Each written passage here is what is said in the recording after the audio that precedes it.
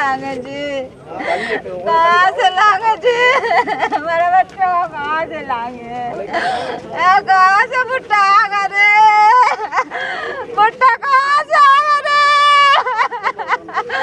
भुट्टा कहाँ से आगा, अम्मी बोलेगा रे, अम्मी बोलेगा रे, कहाँ से आगा भुट्टा, बच्चा कहाँ से आगा, বলছে দুবার নাকি ঝাম মেরেছে, দুবার ঝাম মেরেছে, কিছু হয়নি। তারপর থেকে বলছে আর সব অনেক লোক আছে, কে কারে করবে। এবার কৃষি বলতে কি হয়ে গেল, তার ঘন্টা খানেক পরে এবারে আমাদের ঘরের যে ভাড়া ছেলেটা, ওই ছেলেটা ফোন করছে, তো ওর এমনি ভুট্টা ভুট্টা করে ডাকে ছেলেটা, যে ছেলেটা মারা গেছে, বলছে এরকম ভুট্টা পাওয়া যাচ্ছে না।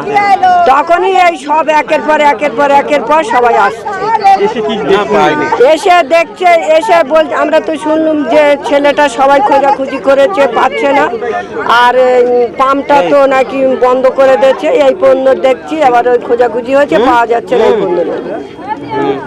আপনার নাম? আমার নাম আনোয়ারা সিপাহী।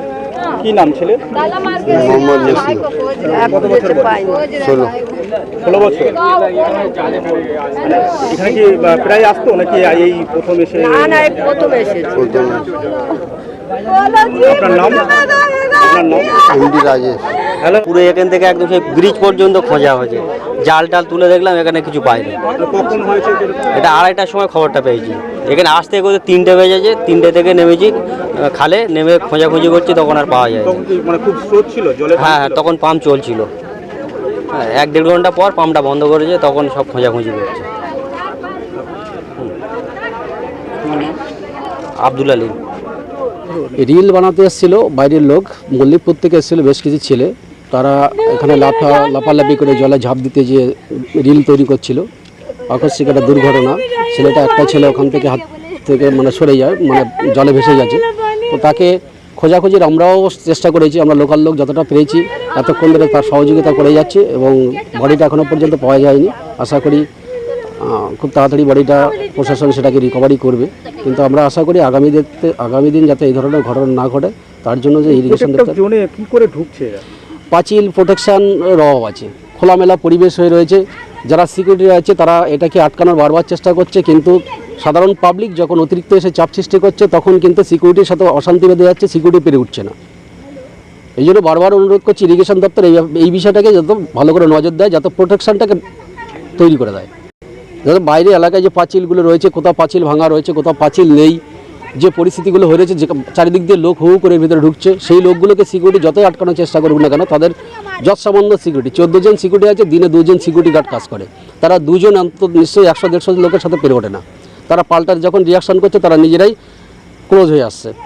এই জায়গাটাকে কভার করা দরকার, আগে প্রোটেকশনটাকে দেওয়া দরকার, তাহলে এই জায়গাটাকে আমার মনে হয় আগামী দিনে খুব এই ধরনের দুর্ঘটনা এড়ানো সম্ভব। আমার নাম দ্বিজেন্দ্রনাথ মণ্ডল। প্রোটেক্টেড জোন, এটা মানুষকে বুঝতে হবে যে এখান থেকে সেই গড়িয়া, বাঘাযতীন, কলকাতার জল সব এখান থেকে এসে পাস হচ্ছে, আর এত বর্ষা হয়েছে, চারিদিকে জলে ভেসে আছে। এই পাম্প হাউসটা কোনো ঘোরার জায়গা না, কোনো আড্ডা মারার জায়গা নয়, বা এই পাম্প হাউসটা দেখতে আসার কোনো জায়গা নয়, এটা কোনো ভ্রমণ কেন্দ্র নয়, এটা সরকারি কাজের একটা, মানে এত যেই বন্যা জল হয় বা বৃষ্টির জল হয়, সেই জলগুলোকে এখান থেকে উত্তরভাগ পাম্পিং হাউসের মাধ্যমে পাস করে এটাকে মাতলা নদী, পিয়ালি নদীর মাধ্যমে সোজা বঙ্গোপসাগরে পাঠিয়ে দেওয়া হয় এই জলগুলোকে, বর্ষার জলগুলোকে।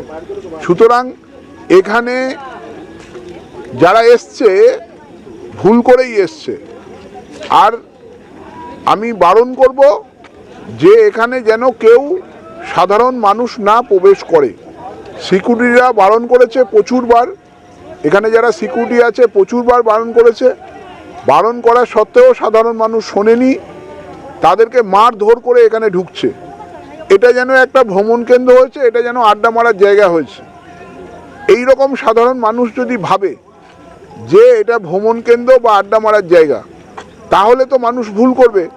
আমাদের বারণ থাকছে সবাইয়ের প্রতি, থানার আইসি সাহেবও আছে, সকলের উদ্দেশ্যে সতর্ক বার্তা থাকছে যে এটা একটা প্রোটেক্টেড জোন, এর মধ্যে যেন সাধারণ মানুষ কোনোভাবে প্রবেশ না করে। আর ছোট ছোট বাচ্চারা এখানে এসে রিল বানাচ্ছে, কি বলবেন? না, নিঃসন্দেহ বাজে ব্যাপার তো। এটা তো কোনো ভ্রমণ কেন্দ্র নয়, আমি বারবার বলছি এটা কোনো ভ্রমণ কেন্দ্র নয় বা এটা কোনো দেখার জায়গা নয়, আড্ডা মারারও জায়গা নয়। এটা সরকারি কাজ হয় এখানে। আপনারা জানেন যে বর্ষা হচ্ছে, গ্রাম বাংলার দিকে প্রচুর, মল্লিকপুর, সুভাষগ্রাম, সোনারপুর দুটো, গড়িয়া, বাঘাযতীন, সেই কলকাতা কেষ্টপুর খাল, তারপর বারুইপুর, এন্টার সমস্ত জলটা এই উত্তরভাগ পাম্পিং হাউসের মাধ্যমে মাদলা, কুলতলি, পিয়ালি হয়ে ডাবু ক্যানেল হয়ে সব চলে যাচ্ছে। প্রশাসনের তরফ থেকে কোনো দেহ খোঁজার কোনো ব্যবস্থা হচ্ছে? ব্যবস্থা হচ্ছে, আইসি সাহেব এসছে, আইসি সাহেব ব্যবস্থা করছে। প্রয়োজন হলে তার ফ্যামিলির লোকরাও সব এসছে, জানাচ্ছে, আমরা দেখছি। আমরা একটা প্রাথমিক পর্যায়ে পেয়েছি যে বাচ্চাটার এরকম দুর্ঘটনা ঘটেছে তার বাড়ি মল্লিকপুর। আমরা চাইছি যে যেভাবে হোক এটা প্রশাসনিকভাবে আমরা তৎপরতার সঙ্গে আমরা এটা দেখার চেষ্টা করছি। আমরা কথা বলেছি, চিফ ইঞ্জিনিয়ার বা অন্য লেভেলেও কথা হয়েছে, এটা প্রশাসন দেখছে। বাকিটা আইসি সাহেব যা ব্যবস্থা নেওয়ার আপনারা আইসি সাহেবকে জিজ্ঞেস করতে পারেন।